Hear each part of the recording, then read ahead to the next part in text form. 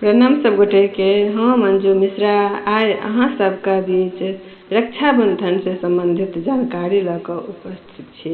कोशिश करै छी अहाँ सबके लेल यूजफुल हैत।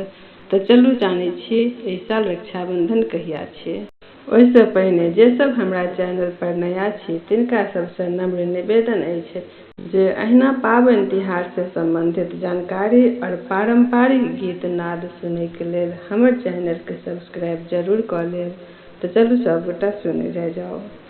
रक्षाबंधन भाई बहिन के प्रेम और दुलारसँ भरल ई त्योहार होइत अछि। बहिन अपन भाई के कलाई पर स्नेह, लंबी आयु और ढेरों शुभकामना के साथ राखी बांधैत छथि।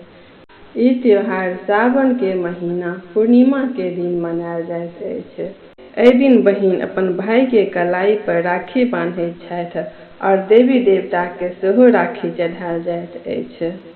मंगल तिलक लगा कऽ मिठाई खुआ कऽ तकर बाद राखी बांधैत छथिन। राखी के मंत्र अछि येन बंधो बलि राजा दानवेंद्र महाबला तेन नत्वा प्रसिद्ध्वानामि रक्षे माचल माचलाह। ई कहि राखी बांधैत छथि। ई मंत्र पढ़ि राखी बांधैत छथि तकर बाद मिठाई खुआ कऽ आरती उतारै छथिन।